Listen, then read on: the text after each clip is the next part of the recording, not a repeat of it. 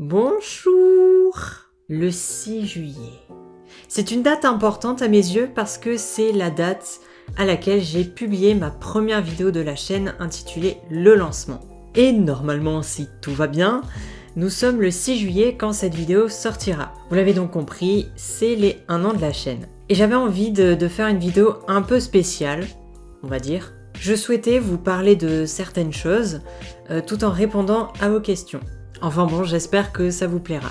Tout d'abord, pour les 1 an de la chaîne, il me semblait important déjà de faire des remerciements aux personnes qui mettent des commentaires et qui donnent leur avis. Ça fait extrêmement plaisir et je vous invite à continuer. Je remercie évidemment aussi les personnes de mon entourage qui me soutiennent, qui participent dans mes vidéos, aux personnes qui m'aident à ce que mes projets prennent vie. Et je sais pas si vous le sentez, mais c'est énormément important pour moi. Donc à vous tous, merci. Tout d'abord, je voulais revenir sur cette année écoulée. Vous le savez sûrement, mais en juillet-août dernier est sortie la série doublage de Mario et Luigi Superstar Saga. Avec du recul, la sortie des épisodes de Superstar Saga était beaucoup trop proche. Parce qu'à la base, j'avais comme idée de faire toute la série pour ensuite, dès que c'est fini, faire un peu comme, j'allais dire un peu comme Netflix. Dès que c'est fini, les épisodes sortent avec une très petite intervalle. Sauf que je me suis rendu compte, peut-être un peu trop tard, que c'était une mauvaise idée. Vous l'avez sans doute remarqué parce que à partir de août, et ce jusqu'à janvier, mais non, même pas, qu'est-ce que je dis comme connerie? De octobre à janvier, il n'y avait pas eu du tout de vidéo. C'est sûr que si on sort tout un peu en même temps, ça casse un peu le rythme. C'est d'ailleurs pour ça que j'avais fait une petite vidéo suite de la chaîne, je me souviens plus de son nom, où je vous disais que c'est, à mon sens, mieux de sortir au fur et à mesure. Ce que je fais maintenant d'ailleurs. Parce que je trouve que pour une série sur YouTube en tout cas, je pense qu'il est mieux de sortir les épisodes au fur et à mesure de leur production. Alors évidemment, il faut que ce soit travaillé, parce que sinon, si je faisais tout de A à Z par épisode, ce serait pas possible. Mais bon, ça c'est mon organisation que je serai amenée à plus détailler. Et donc tout ça pour vous dire que depuis février 2020, il y a un rythme de vidéo que j'aime bien. Personnellement, c'est à peu près une vidéo tous les 2 mois, voire tous les mois suivant mon avancée. Et je vous avoue que c'est un rythme que j'aimerais beaucoup garder. Parce que moi, ça me permet à la fois de garder un rythme, parce que c'est important de garder un rythme, évidemment. Ça me permet de pas être trop surchargé, parce que je dois jongler entre ma vie d'étudiant et YouTube. Le 6 juillet, donc, ouais, j'aime bien me répéter, est sortie la vidéo Le lancement qu'on a fait avec mon cousin, Luc, et mes amis. Et c'est fou parce que c'est peut-être un petit peu plus personnel, mais genre, avec mon cousin, on faisait des vidéos avant YouTube et on a toujours été ensemble en fait. Genre on a commencé ensemble, on a terminé cette phase de vidéo personnelle pour commencer ensemble sur YouTube. Et je trouve ça beau parce qu'en plus tous les deux on a sorti notre première vidéo le même jour. Je sais plus si c'était à la même heure, peut-être que lui il vous le dira. Mais le même jour, ça c'est sûr, c'est une évidence vu que on fait d'ailleurs tous les deux une petite vidéo pour les 1 an de nos chaînes. Donc cette vidéo sur ma chaîne et il en fait une sur sa chaîne que je vous conseille évidemment de regarder. Si je peux conclure cette première année sur YouTube, je dirais que ça a été on va dire une espèce de phase entre guillemets test. Dans le sens où je cherchais mon organisation et maintenant je l'ai trouvé, donc ça devrait aller mieux dans les prochains mois, voire les prochaines années à venir. Bien sûr, il y aura toujours une évolution, mais la première année, je pense, elle permet cette espèce de transition. Et pourtant, entre nous, 2020 aura pas été facile, parce que il reste encore quelques mois avant janvier 2021, mais avec le confinement, le coronavirus et tout ça, honnêtement, ça n'aura pas été facile sur le plan personnel et même dans les études d'ailleurs. Mais bizarrement, concernant YouTube, moi ça m'a pas affecté. Comme quoi des fois avoir de l'avance et une bonne organisation, ça peut aider. Enfin bref, je pense avoir fait le tour sur cette première année sur YouTube. J'avais aussi envie de vous parler d'un truc, ça concerne, on va dire, la suite. Alors du coup, je me suis organisée et si tout va bien, la deuxième série doublage devrait se terminer vers fin 2021. Je vous dis ça, bon, j'ai un peu calculé ça de tête, on va dire, il y a plein de facteurs qui rentrent en compte. Mais déjà, Mario et Luigi Voyage au centre de Bowser comporte 13 épisodes. L'épisode 3 est sorti le 13 juin. Enfin, à l'heure où je tourne, on n'est pas le 13 juin, mais je sais que c'est le 13 juin. Et moi, en ce qui me concerne, j'ai fini le montage de l'épisode 5. Et je vais probablement bientôt commencer le montage de l'épisode 6. Pour vous dire qu'en tout cas, vu qu'on parlait de rythme un peu plus tôt, j'espère garder, enfin je fais tout on va dire, pour garder un rythme de sortie des épisodes à peu près tous les 2 mois. Tous les mois peut-être, je pense, vers la fin des épisodes, parce que j'aurai fini le montage. Enfin, normalement. Enfin, on verra bien. En tout cas, bon, 13 épisodes, honnêtement, c'est un peu beaucoup, mais c'est un ou deux. Non, 2 épisodes de plus que Superstar Saga. Bon, en tout cas, j'espère que ça vous plaira et j'ai hâte évidemment de continuer et de terminer cette série.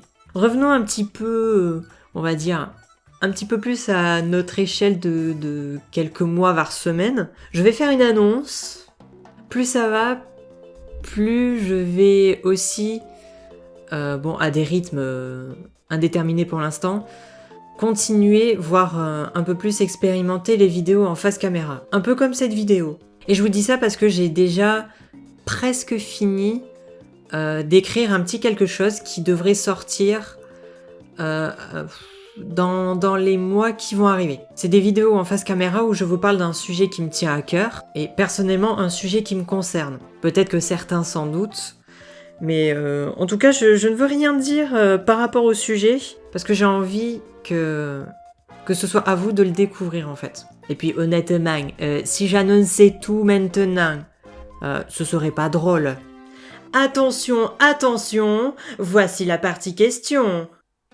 Alors je m'excuse d'avance sur la prononciation de vos pseudos. Je suis vraiment désolée, je vais faire mon possible, mais si j'écorche mal, je m'en excuse d'avance. Première question de Anaso HRDD. Pourquoi avoir commencé sur YouTube ? Ben honnêtement, parce que j'avais envie. Je sais pas trop comment argumenter, mais je trouve que YouTube peut permettre à toute personne, professionnelle ou amateur, de proposer du contenu. Honnêtement, YouTube m'a permis, moi en tant que passionné de doublage et d'audiovisuel, mais dans le côté amateur, m'a permis en fait d'avoir une chance et de proposer ce que je fais en fait. Parce que après, c'est mon avis, mais toute création personnelle, je trouve ce serait dommage qu'elle reste personnelle. Enfin, tout dépend de ce que vous faites. Mais honnêtement, moi, si je prends mon exemple à moi, mon contenu, à la base, il devait pas être sur YouTube d'ailleurs. Il devait rester justement dans le cadre personnel. Et c'est mes amis et mon entourage qui, justement, m'ont encouragé, ils m'ont poussé aussi un peu au cul, en me disant ce serait bien YouTube. Donc, personnellement, je me suis renseignée sur les droits d'auteur, tout ça. Et puis, avec mon cousin Luc, on s'est énormément motivés, tous les deux, à se lancer.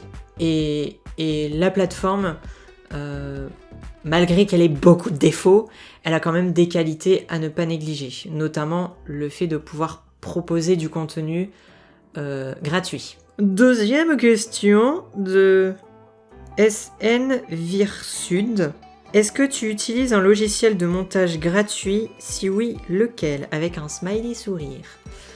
Alors, j'utilise un logiciel de montage, oui, mais il n'est pas gratuit.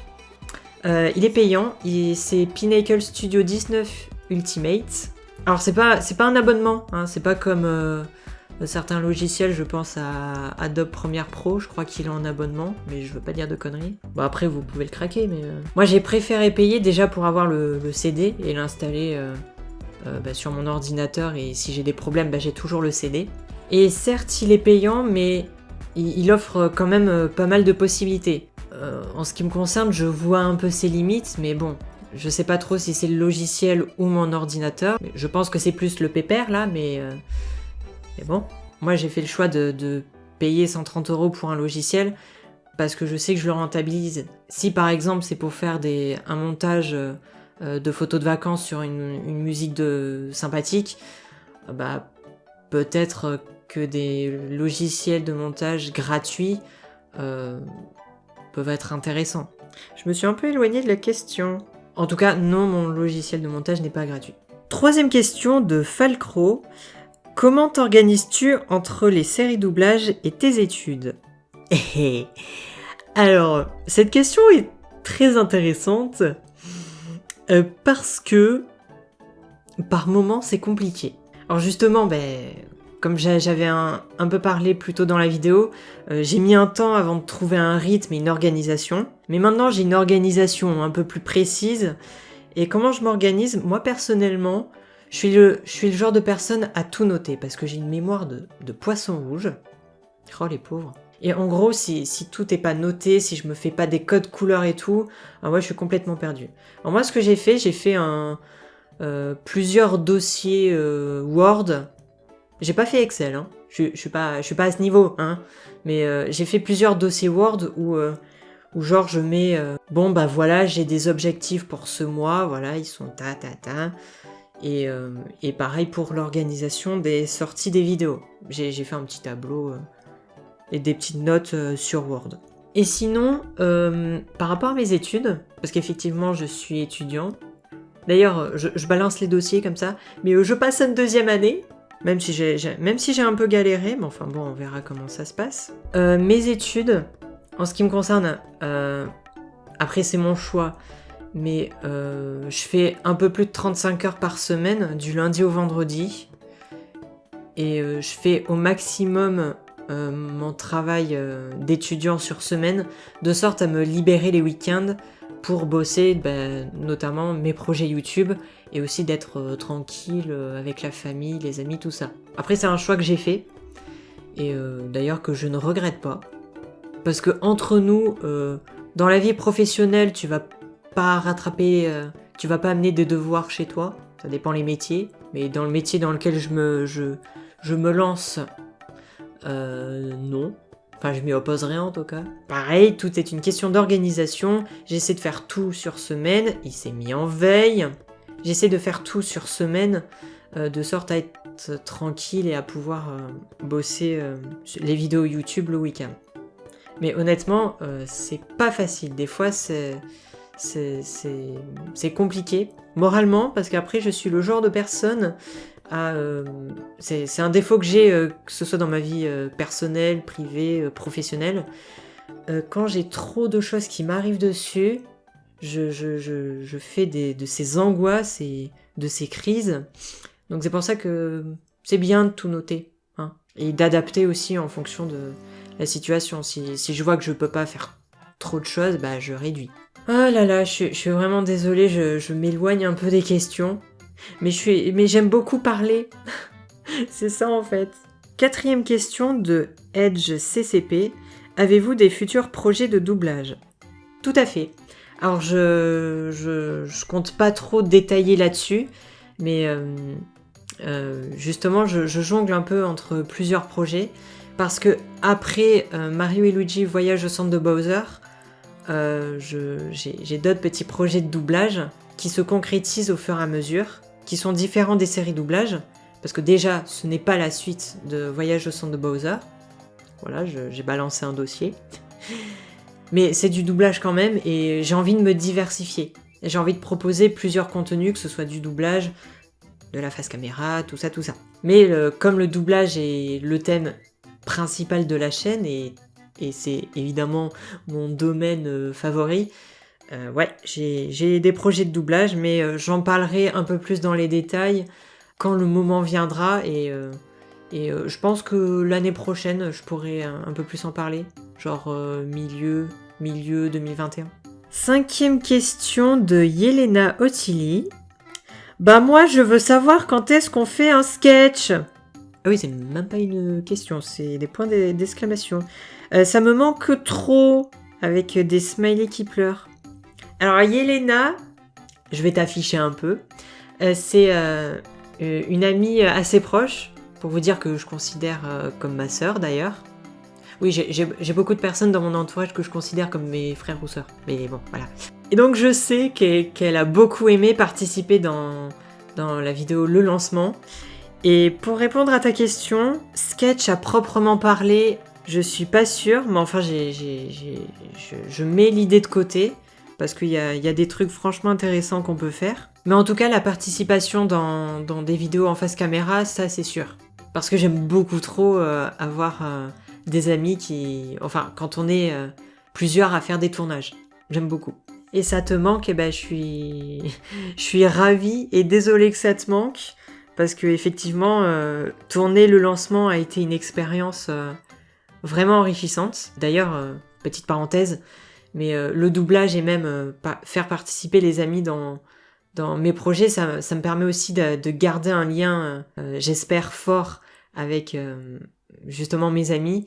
Parce que malheureusement, avec certains, on a pris des chemins différents au niveau des études et on n'a pas trop l'occasion de se voir. Donc c'est sûr que faire des projets tous ensemble, c'est vraiment le top. Mais bon, t'inquiète pas, je suis presque sûre que l'occasion se représentera.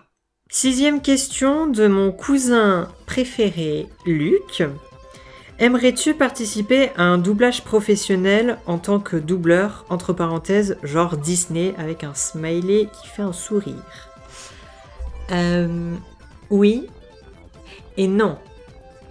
Oui, parce que évidemment le doublage, ça me passionne et franchement, avoir la possibilité de participer dans un, entre gros guillemets, vrai doublage, enfin du doublage professionnel, ce serait une expérience vraiment enrichissante. Mais non, parce que j'ai des contraintes physiques qui, je pense, m'en empêchent. Après, je me suis pas renseignée sur le sujet. Et le doublage professionnel se fait... En fait, si vous voulez, vous avez la projection du film et vous avez une bande rythmo qui défile avec le texte. Et il faut se caler sur la bande rythmo et le texte qui défile, c'est pas la peine pour moi. Et comme d'ailleurs tout texte, parce que je lis une police d'écriture beaucoup plus importante et je ne vois pas à plus d'1 mètre. Donc je me vois pas faire du doublage professionnel. À moins, après je me suis pas renseignée, à moins qu'il existe du doublage avec du braille, mais je n'en ai aucune idée. Enfin bon, de toute façon, je suis preneur, dans tous les cas, je suis preneur de toute expérience. S'il y a des gens professionnels qui ont besoin de voix, je suis toujours partant. 7e et dernière question de Pauline. Comment les doubleurs vont gérer leur soudaine célébrité ? Alors, pour l'instant, on n'a que 30 abonnés. Donc, célébrité, je pense qu'on n'est pas à ce niveau-là. Mais honnêtement, je fais confiance à mes amis. Bon, déjà parce que honnêtement, toutes les personnes qui participent dans mes projets, c'est des personnes en qui j'ai extrêmement confiance. Je me fais pas de soucis là-dessus. C'est pas un sujet qui devrait poser trop problème. Voilà, nous avons fini les questions et la vidéo d'ailleurs. Sur ce, j'espère que cette vidéo vous a plu et je vous dis à bientôt.